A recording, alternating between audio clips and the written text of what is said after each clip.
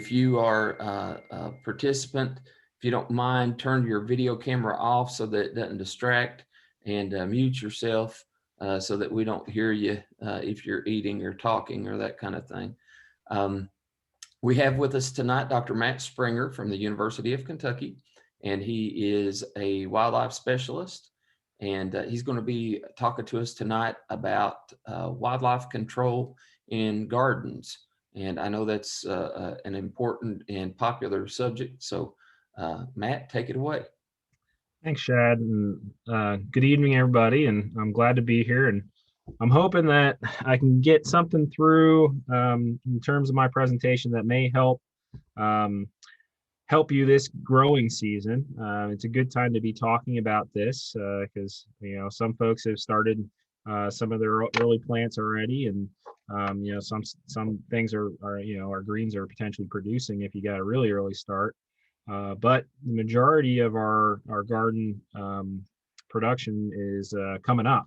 So talking about dealing with wildlife now may help you when to either identify certain problems or potential problem areas, and hopefully cut off anything that starts happening as soon as possible in terms of loss of your hard-earned food. So let's see here. I'm gonna bring up my presentation.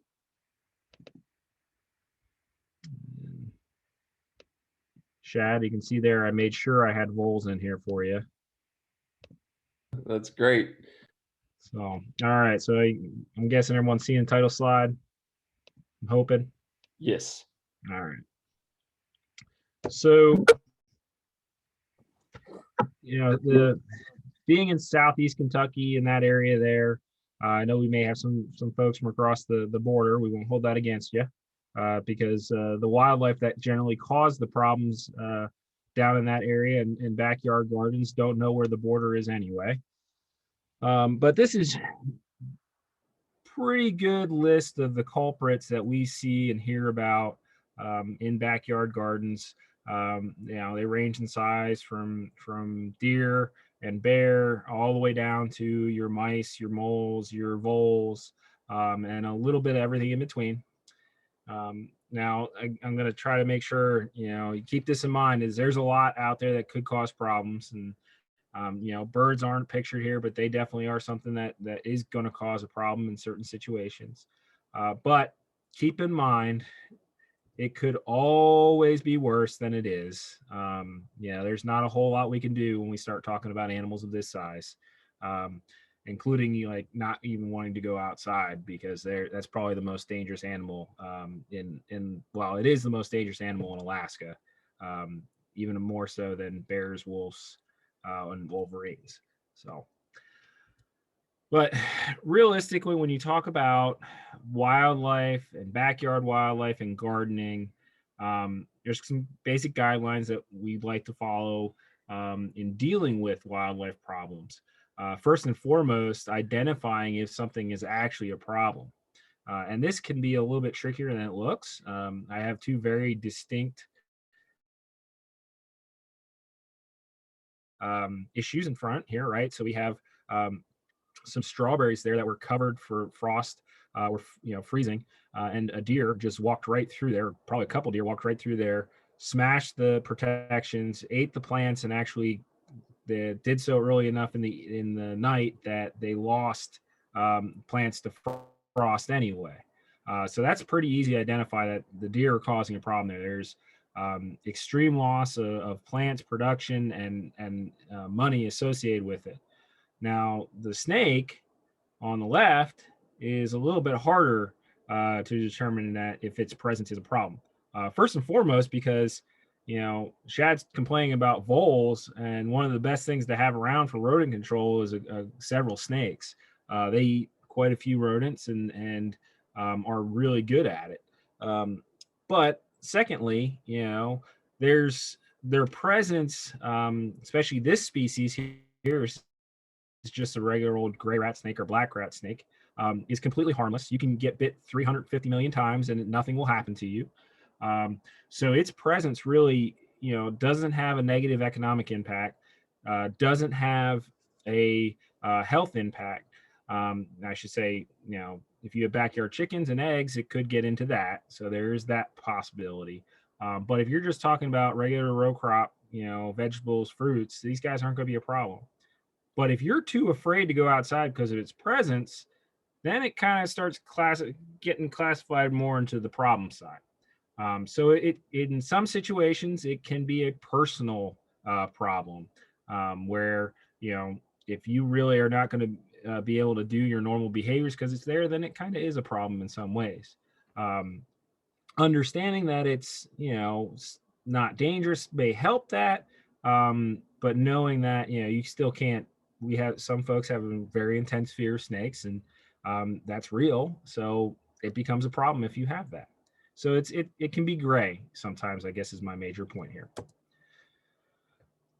The next step is you identify it as a problem, and this is one that many of you are very familiar with, in your neck of the woods here.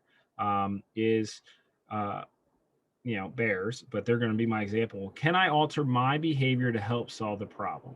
And with bears, it's sometimes not possible. And I'm not going to say that all problems can be solved by changing our behavior, but there are certain things that can help lower the likelihood of having an issue with things like bears.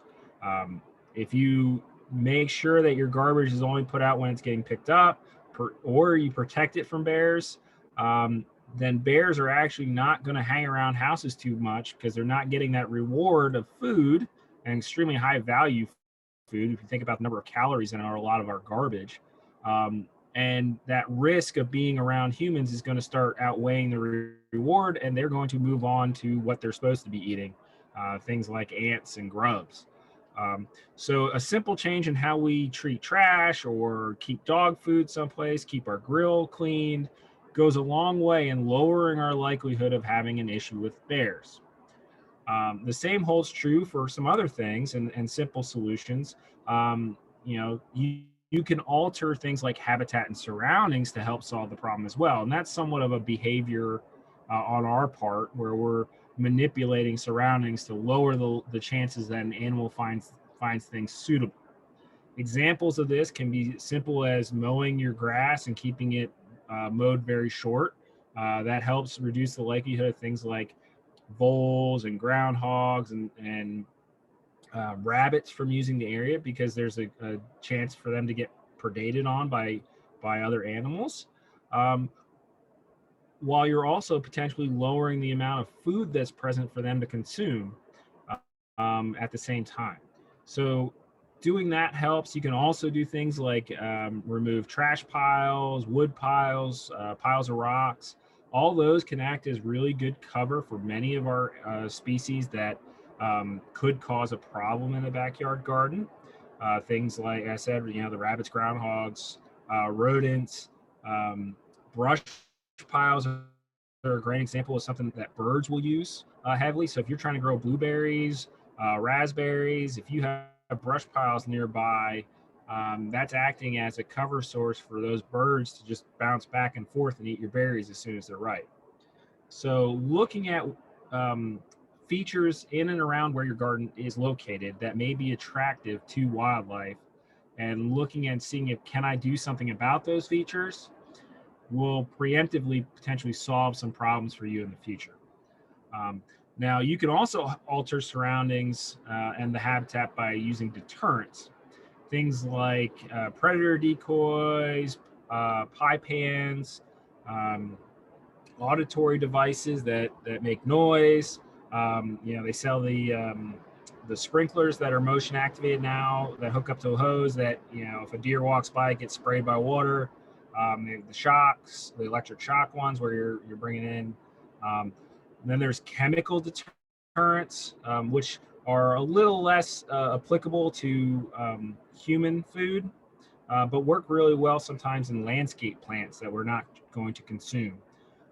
So there's options that are out there in terms of chemical deterrents, auditory deterrents, visual deterrents, and then in addition to that, you can get into things like exclosures and completely trying to fence out the wildlife that may cause a problem. And I'm not sure, it's starting to pour here, and I have my tin roof I don't know if you guys can hear that in the background. I apologize. So, if you go through those first couple steps and are still having issues, and it's not uncommon that you will have issues after trying several things, the next step really comes down to is, can I trap the individual or individuals that are causing the problem and get them out of the situation?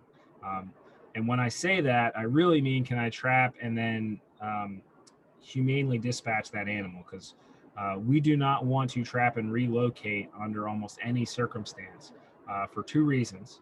First is the potential for disease spread or parasite spread. So when you take an animal and move it, anything that animal is carrying, whether it be diseases or parasites, also gets moved and then potentially spreads to that new area if it wasn't already present. Secondly, the animal may get moved to a new area that you think is great for it, and it may be great for it. However, social hierarchies are a major part of wildlife species lives and their existence with other animals. So if you take one raccoon from one location and move it to another, the raccoons that are currently living there are not going to open their arms and welcome this new animal with a hug and a handshake. More than likely, what's going to happen is they're going to have a disruption in their social hierarchy, and they're going to try to sort it out by fighting each other to get that pecking order, per se. And those fights are potentially going to cause an injury. And an injury in the wild is a very serious concern and may lead to a slow, suffering death. And we're trying to avoid that. And the second part is where actually the Humane Society is now on board with do not trap and relocate because of these issues. So when I say time to trap and remove the animal, I mean trap and remove and dispatch the animal. So keep that in mind, and that's why we try to make sure that we do everything we can on the front end without getting to the lethal component. However, it may come to that. So it's just make sure you're aware of that as you start trying to deal with these problems. We also want to make sure that if you need to remove animals, that we try to avoid the rodenticide route or the poisoning route. Mostly because not because it's ineffective, but honestly it's because it's so effective in many ways. But the ineffective portion is the distribution to animals that you're not trying to get rid of. So you're poisoning rodents with a anticoagulant. Those animals eat the bait and then potentially start meandering around out in the open as that anticoagulant takes effect. The animals tend not to be able to make good life choices, per se, as we would call it, where they're going to do things and have behaviors that make them more vulnerable to being predated upon. They get predated upon. A hawk may grab them, an owl may grab them.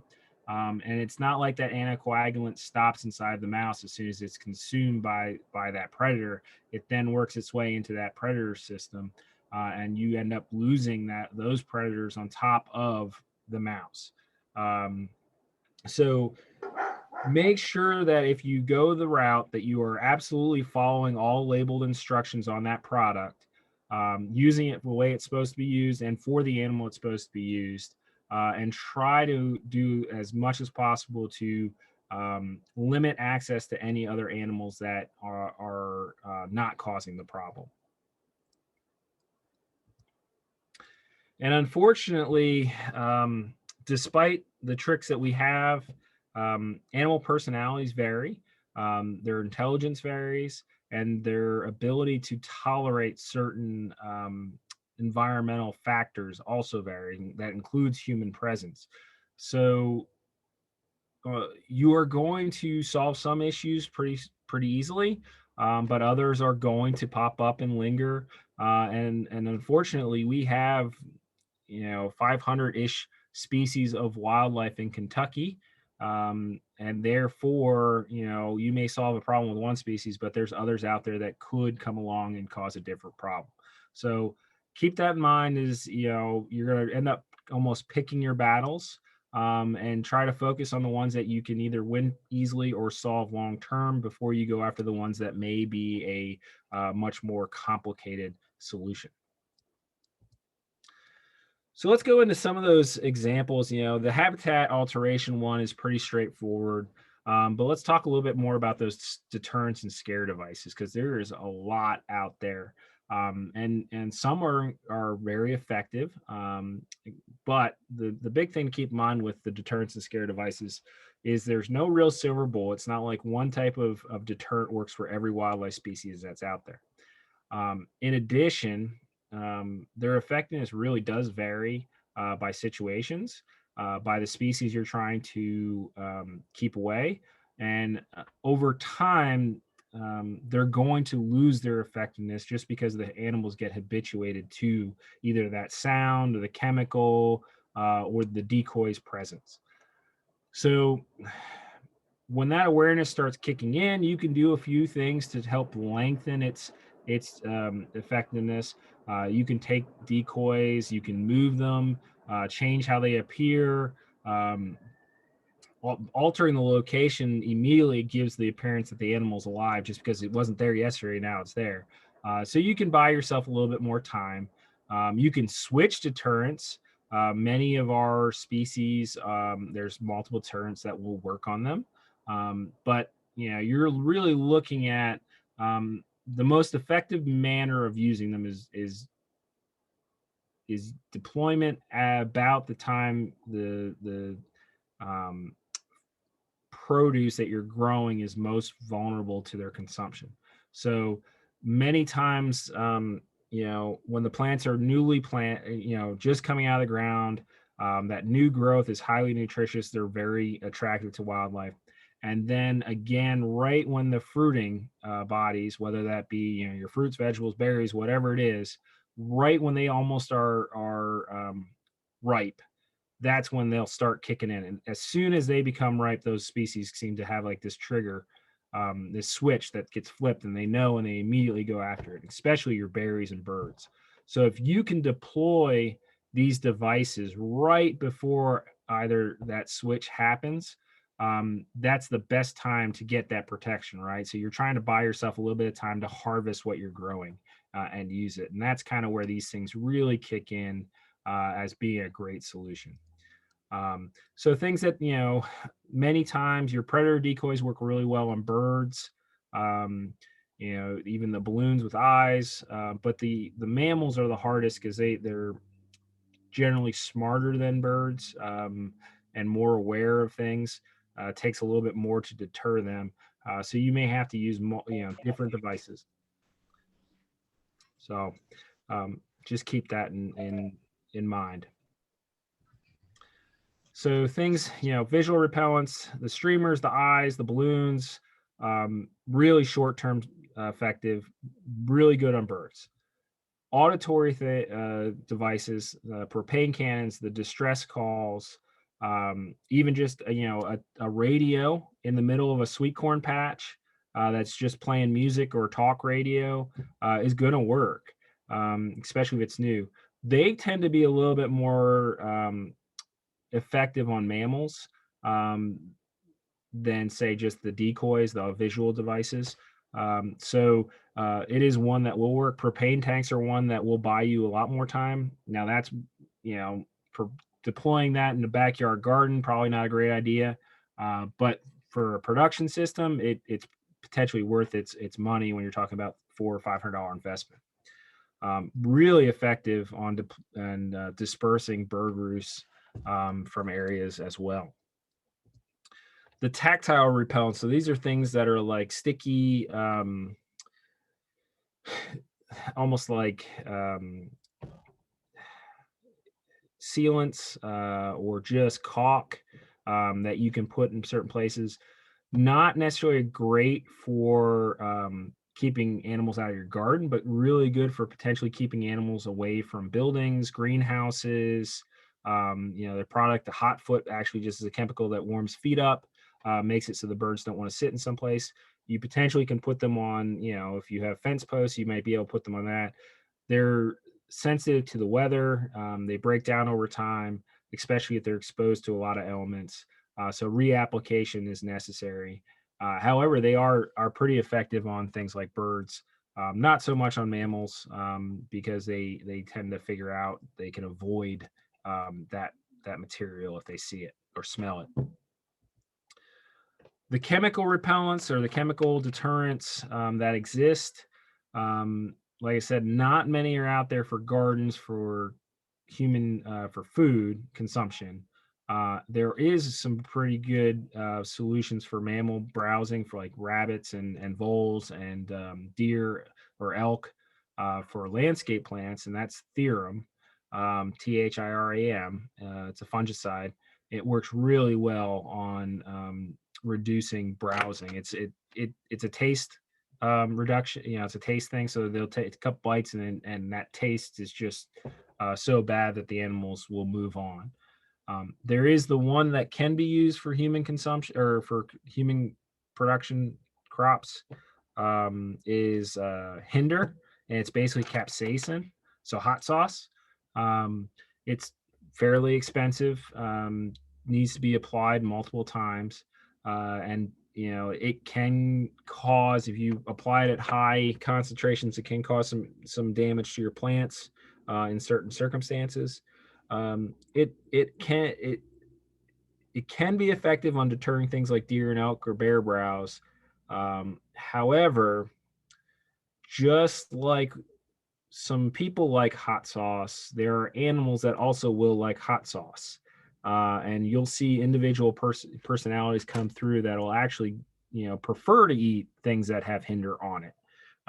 So it can backfire in some circumstances per se.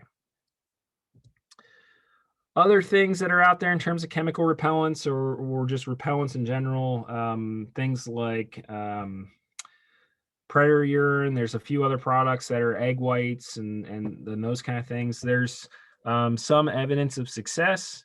However, generally is in certain circumstances limited.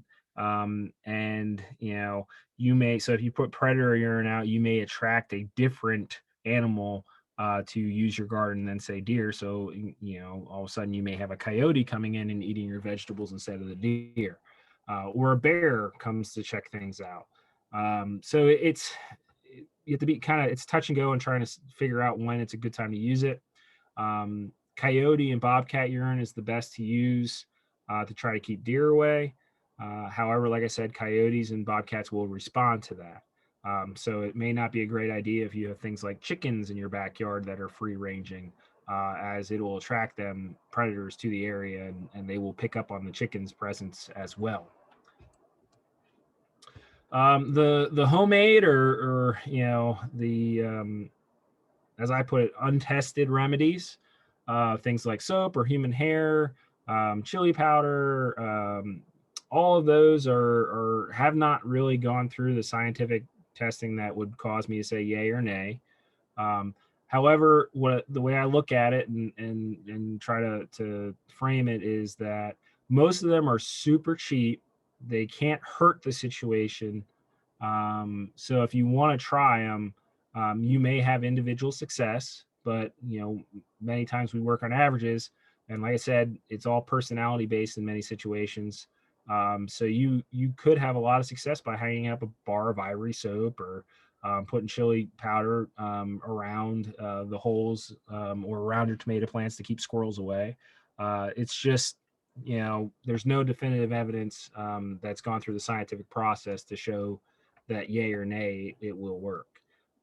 So like I said, low cost, may be worth attempting, especially if you have it sitting around. Can't hurt the situation. Now, the thing that we generally in our field like to talk about as the most effective long-term are exclosures. That's really fencing. Generally, it's a little bit more costly than many of the other deterrents, but you usually are able to earn the cost back pretty quickly in saved plants and produce. There are different types for different situations, and like I said, you have to address the number of wildlife we have and the different behaviors they have. But there are exclosures that work on a vast number of the species we have. So when you're talking about birds in a garden, you're looking at trying to protect many of your fruits, your strawberries, your blueberries, raspberries, grapes, and netting is really something that you have to think about using and deploying, because they can decimate an entire crop very quickly, especially on a smaller scale. So getting the bird netting, which is readily available at most stores over the internet, cost wise, you'll get a couple years out of it. Cost isn't too bad. The hoops that you may need to make sure that you're not, you can't just lay the netting over top of the plants, because that's the birds will just land on the netting and eat through the netting. You kind of have to prop it up a little bit and leave some gaps away from the fruiting bodies that you're trying to protect. Um, when you put it out, you want to make sure you check it on a pretty regular basis. The birds will fly into this netting pretty hard, and sometimes they'll create holes in it. And if they do create that hole, every bird in the world will know where it is and go through it. So you want to make sure you try to fix it as quickly as possible to prevent access over time. And there's other solutions that you can use with deterrents in these kind of situations. You can try to pair it with snakes inside the netting or around the netting to help limit bird usage of the area. But it's not going to be as effective as just the netting itself. So this is the one that Shad brought up, but unfortunately, when we start talking about rodents and rodent control, exclosures are completely out because they're so small. They are very good at climbing. They can dig through many situations. So they're really tough to deal with without getting into lethal methods. Uh, they will go after crops really frequently. The seeds that you put in the ground, as soon as they're in the ground, the bulbs, they're on the dinner list per se. And then generally they'll start revisiting anything that you have growing right at maturity. And then if you have plants like blueberries or grapevines that are going to overwinter, you have to be concerned about girdling over winter from voles, um, that once there's no green growth going on, those blueberry bushes, apple trees are looking really appealing as a food source, and that's usually when they get into them. So, in terms of trapping, if you're talking about a backyard garden, many times you can use things like snap traps or small have-a-hearts and be effective at removing them. Identifying what rodent you have is sometimes a little tricky.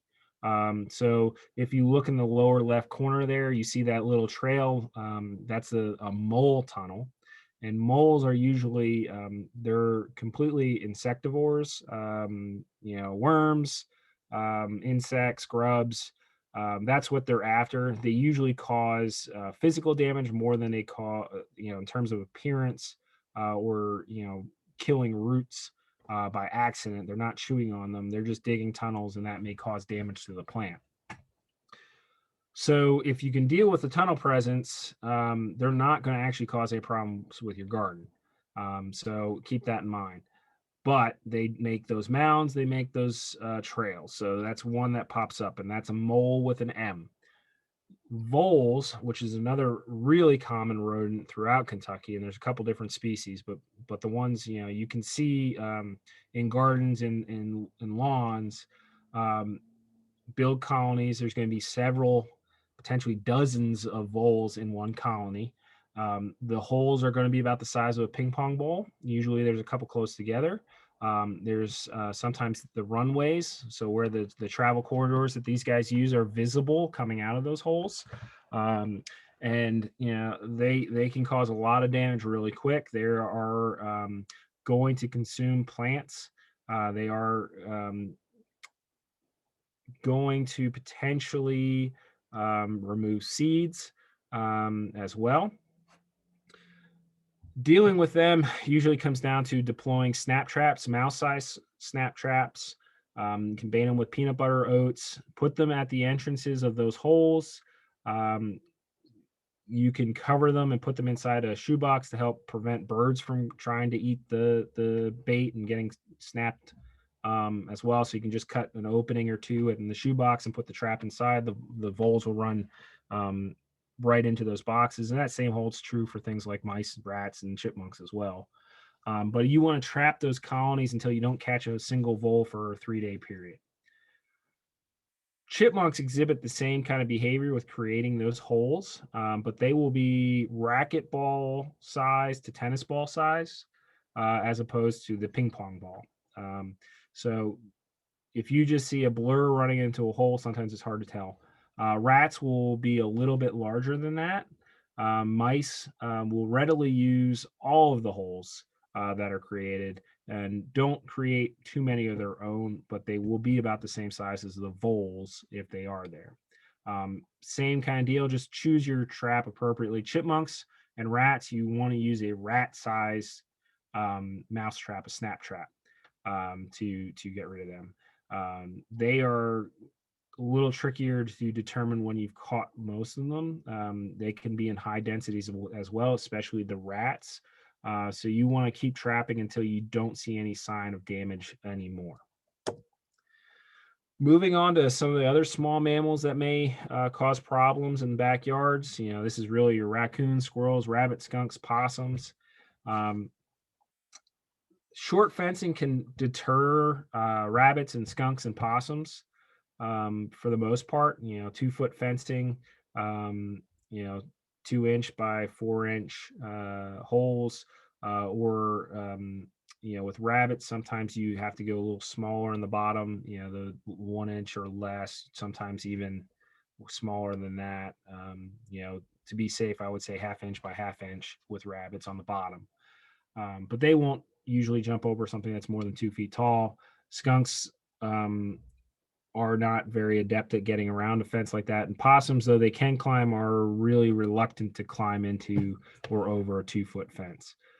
Raccoons and squirrels are a slightly different issue, as they are both heavily motivated by their stomachs, problem solvers, skilled at climbing, skilled at getting into things. Squirrels can chew through a lot of items. Um, Raccoons are incredibly strong and will pull or try to break their way in many situations. So electric is an option, especially for raccoons. Just be cognizant of what else can get near the electric fencing um, as well. So if you have neighborhood kids around, it may not be a great option unless you really trust that they're not going to grab it. Um, so it these get harder to deal with. Um, the good thing is that many of these animals, if they are a problem and aren't responding to any exclusion or deterrents, are trapped pretty darn easily with have a hearts, box traps, and that's it. They are, like I said, heavily motivated by food, so just baiting them with um, apple pieces, cantaloupe will usually catch the offender pretty quickly. Larger intruders. So you start talking about things like, you're down southeast Kentucky and that area, so you got all of the above: deer, elk, bears, coyote. All of these can be a problem. You In a backyard garden setting, you can pretty much keep 3 out of 4 of those out with a sturdy 8-foot tall fence, not a plastic fence, a metal fence. Elk can sometimes, so they have those cheaper plastic fences, which work great on deer. But elk will sometimes, if they, especially males, get their antlers caught on, they can pull those right down. Um, Bears, on the other hand, can climb any 8-foot fence or any fence or pull it to the ground. So they're a lot harder to deal with. Um, Electric is a really legitimate option here. Is kind of like the best option to deal with all of them. If you're just trying to keep deer out or elk or coyotes, then The electric's not a necessity. 8 foot tall usually just works. A metal fence should do it. Um, but bears will climb right over it, and they're just 200-pound raccoons that cause a lot of havoc. So they're a lot harder to deal with without going the electric route. So the top left there is kind of the picture of that cheaper plastic fencing. It does work quite well on deer. The electric options that exist are in the top right here. You have basically a 2.5 foot tall fence, hot wire at the top, and then another hot wire about 18 inches um, surrounding the entire production area. Now, when you're talking about bears, you want at least 8,000, generally 10,000 volts. Um, for this system, obviously a deer or elk can jump over that no problem. What you do with this is you're actually training the animals to come up. You put some aluminum foil, put some olive oil and peanut butter on it, attract the animal to come to it to lick it. And when it's sitting on the fence, they lick the fence basically, and they get extremely shocked. So you're trying to build a negative association with that location. That if they get near it, they get shocked really hard, and that makes them less likely to go inside the fence despite there being food. It can be effective. Obviously, there are animals that will figure it out, but it can work really well. The best setup is the one in the bottom right or bottom left. It's a um, 4 foot interior fence, a 3 foot gap, and then a 2-ish foot outside fence. All of it is electric. And what you're doing is you're basically shocking them if they try to go under the fence. And that gap in between is playing on the fact that deer and elk, despite having the ability to clearly jump both those fences, the way their eyes are set up on their head that makes it so that they can see predators almost entirely 360 degrees also makes it that they can't um, their depth perception is not very good, especially when they're trying to look in one spot. So they can't really tell that that fence is that close to the interior fence. They're really unlikely to even try to jump it because they know that there's two fences there. They just don't know how far they are apart. So it plays on that, and the general rule of thumb here is you want to put an electric wire anywhere an animal that you're trying to keep out knows is going to be if they walk into it. So those are the electric options that work really well, and the fencing options. Whether that be the just the plastic fence or all the way down to the sophisticated setup there. Now, I threw this in here, the backyard poultry, because this is something that a lot of folks have, um, and is going to be a clear target for many wildlife species.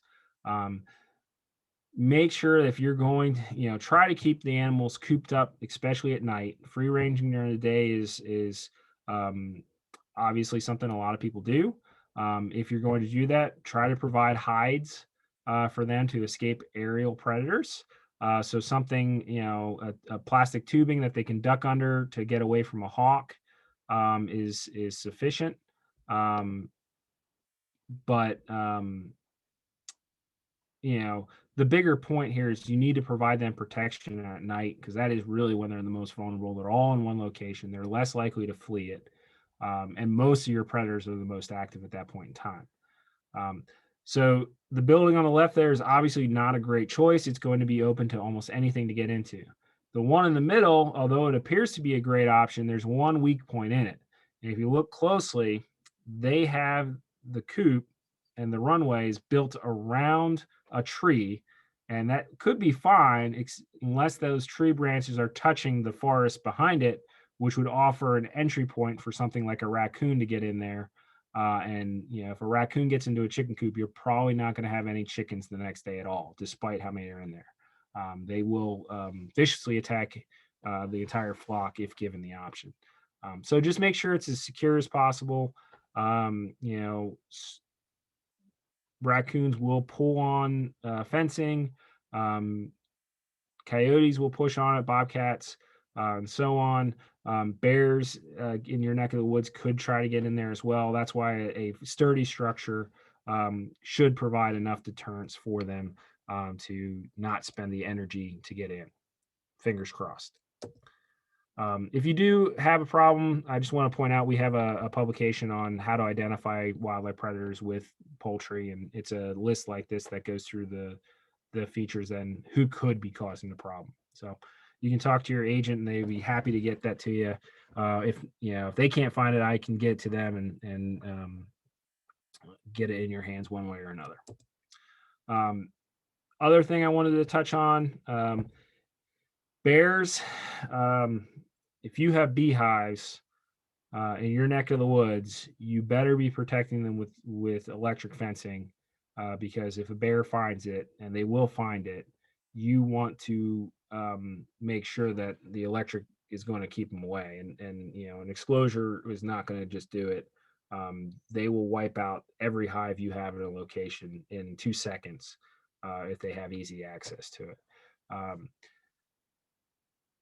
Bears, like I said, 10,000 volts. If you can go to 12,000 volts in smaller circumstances like this, um, really good option. You start looking at cost over time of, you got enough working against you with bees right now to add a bear into the mix when you have successful hives going. You've lost years and years of work potentially. So that little bit of money to spend on getting an electric system put in is well worth the investment long term. And in some situations, Fish and Wildlife had, and I'm not sure if they still have this, but if you reach out to the bear group in Fish and Wildlife and let them know that you have a bear in the area and you have beehives, and um, they sometimes will help provide some assistance to get electric fencing up in one way or another. So keep that in mind, and don't be afraid to reach out to your local Fish and Wildlife office to let them know what's going on, and tell them that you want to talk to the bear biologists about bees and bear hives. Lastly, I want to briefly touch on snakes because he receives a lot of attention. The most important thing to talk about here is make sure that if you see a snake, you can identify it. And if you can't identify it, don't go near it. More than likely, whenever we get, identify this snake picture, about 99% of them are non-venomous species. You in that neck of the woods in Kentucky, you have two species that you could come across that would have issues, in terms of venomous species: the rattlesnake, timber rattlesnake, and the copperhead. Um, so the way you can try to help lower your risk of having snakes around, reduce the shrubby areas around your house, around your garden. Wood piles, rock piles are all going to attract snakes, because it also is good habitat for rodents. Um, there is the milligranite is a product that's out there that's been shown to reduce snake activity in treated areas. It did not solve all problems, and it was treated versus untreated next to each other. So when given a choice, and the animal went to a different area. So it potentially, if you're seeing a lot of snakes in a certain point, you could potentially try to put that out to maybe lower your snake usage of your property. Keep your grass mowed short. Um, Remember that there's a lot of positive benefits in having them around. Like I said, the rodent control is huge. Um, the less rodents you have around, to be honest, it trickles down into tick control as well. Um, and if you can't identify a snake, we have our Kentucky Snake website. The ID your snake functions on there. It can be found at kysnakes.uky.edu. You can simply Google UK Snake ID website, and it will pop up as well. So that one has every potential snake that's in the state of Kentucky listed, and should get you pointed at least close to what the snake you saw was, and whether or not you have a venomous or non-venomous species. Other regulations, real quick, touch on just so you're aware. Like I said, poisons and rodenticides are not recommended in almost any situation. But make sure if you do use them, because there are certain situations that they need to be used, you're following those labels to a T. If you're going to remove an animal, trapping is a much more efficient method than, say, trying to shoot it. Try to target the animal as causing an issue. You have a raccoon problem near, or a coyote problem near your poultry. Don't go out and shoot every coyote and raccoon in the county. Try to focus your trapping right at the problem location. And do your best to ensure that non-target animals are not going to be caught in the traps. There are what we call kill traps versus live traps.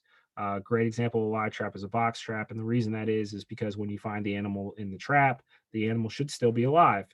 And if you catch the neighbor's cat, you can simply open the door and the cat runs away. Some of the kill traps, like body gripping trap or conibear trap, the animal is designed, the trap is designed to dispatch the animal upon capture in as quick of a humane way as possible. So if you don't know what is using the area, it may not be a good idea to select those.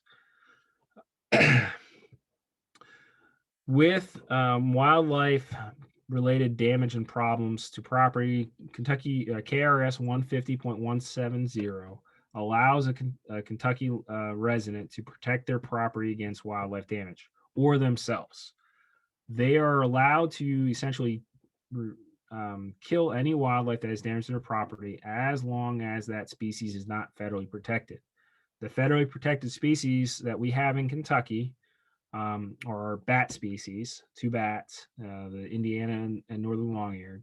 And when you're dealing with bats, it's really hard to tell the species apart. So I would just say don't try to apply this law to any bats. Then your migratory birds and raptors. So eagles, hawks, owls, any of your songbirds, basically any bird that's not a turkey, ruffed grouse, or a non-native like a starling, English sparrow, pigeon, is protected by that Migratory Bird Act.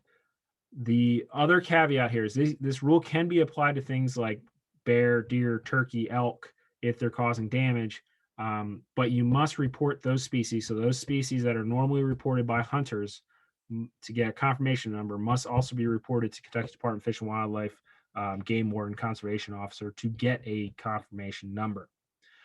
You do not have to shoot them, let them lay. You may use the resource, the consumable parts of the animal, just like if you were hunting them. So if you use this law on a deer and want to eat that deer, you're perfectly able to eat the deer. With the confirmation number, you can even donate that deer to Hunters for Hungry, give it to a friend as long as there's a number associated with that animal and that meat. By no means do they want you to waste the animal that is causing the problem. So there's a lot of folks that hear that, oh, I can shoot them, but I don't want to let them lay in the field. You don't have to let them lay. You can absolutely utilize that resource. You cannot keep antlers, skulls, or any non-consumable parts of the animal, pelts. All of that must be surrendered or destroyed from that animal. So there's some other resources out there. I covered a good bit, but not anywhere close to the number of situations that you can encounter, even in Kentucky and Western Virginia. There's a Internet Center for Wildlife Damage Management resource. That's the website that's listed there.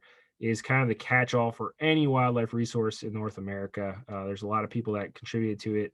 And it's got pictures and images and solutions to pretty much anything you can think of. So that's a great resource. And then if you have a situation where you say have a beaver that's causing a problem and you don't feel comfortable trapping that beaver, you can go on the Nuisance Wildlife Control website through Kentucky Department of Fish and Wildlife Resources.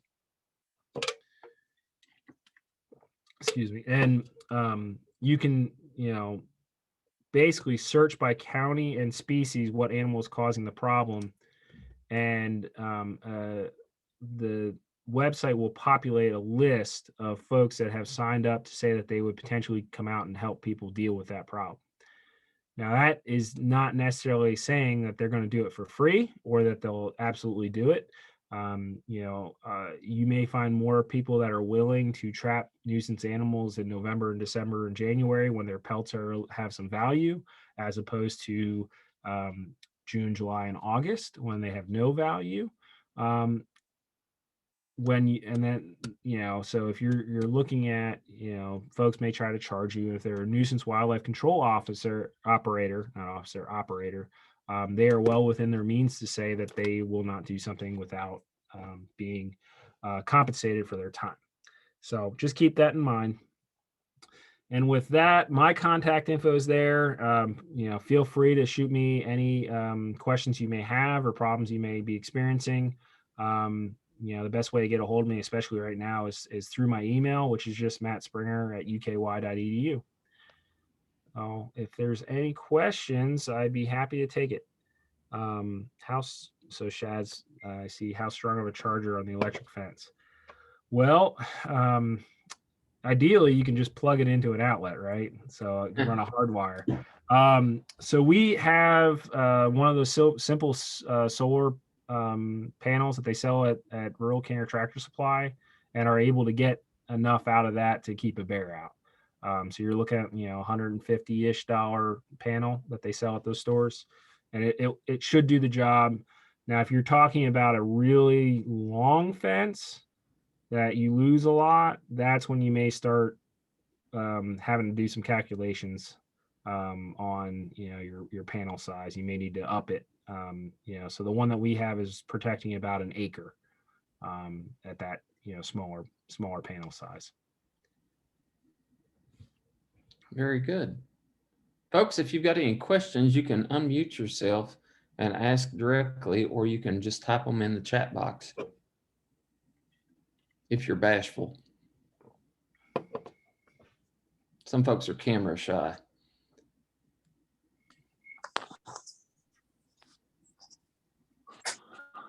Go ahead, ask him. How do you get rid of Popeye knife?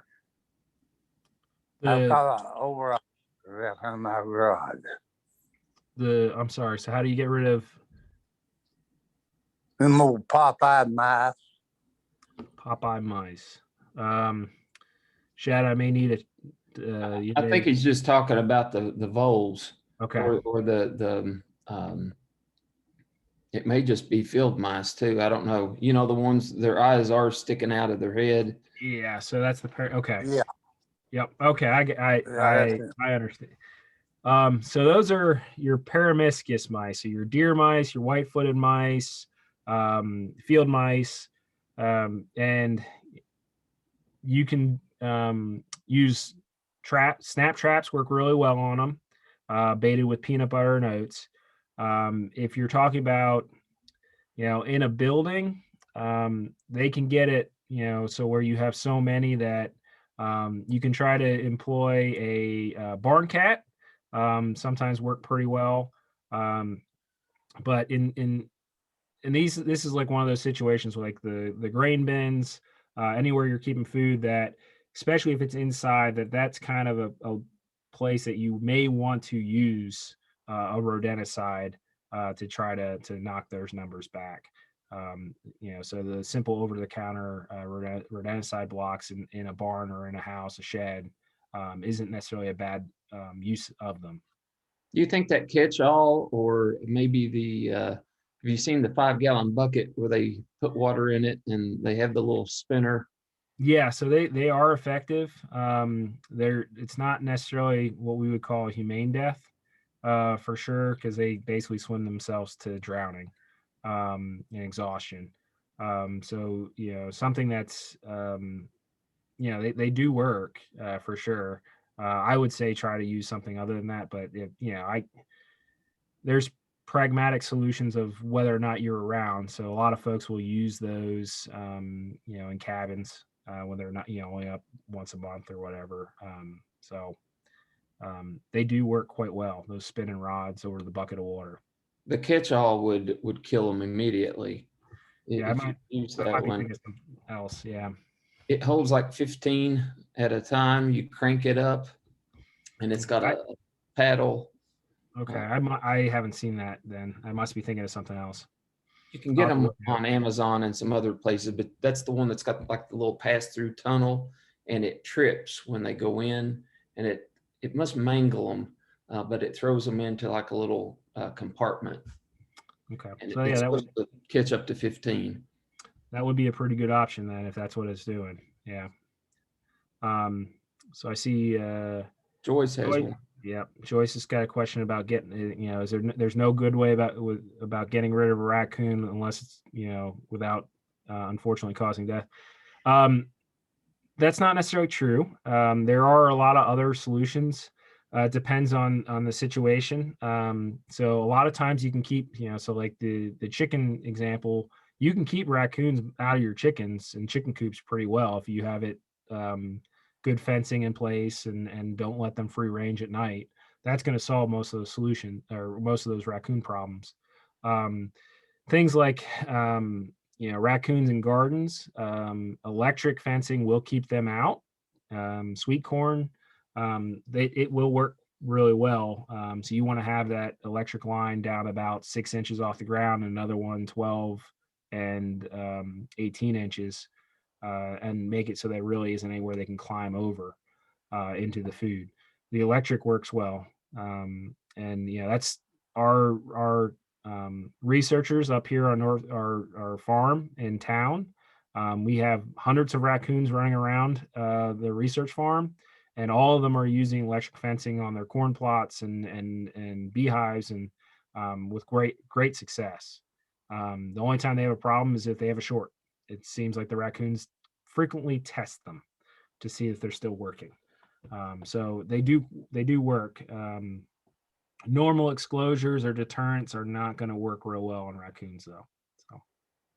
So on the have a heart, the question has come up before about, I know you mentioned dispatching them after you catch them. Is there anything that would prevent you from hauling it 4 or 5 miles away and turning it loose? Yeah, so there's going to be a law. There's a current interpretation of the law, and I just had this discussion with our fur bearer biologist the other day. Is you cannot move it off of your personal property. That's the current interpretation. That which was new to me. So I don't know if something went into effect. So there is no like statute to point to directly, but their current legal interpretation from Fish and Wildlife lawyers and their law enforcement division within the last 2 years has changed to do not relocate. It's against the law. And most of that is, with raccoons especially, it's rabies. That's how rabies is spread. So the last thing we want from Virginia is them to drop off some rabies. So I'm sorry, Phil, I'm pointing at you if you're still on.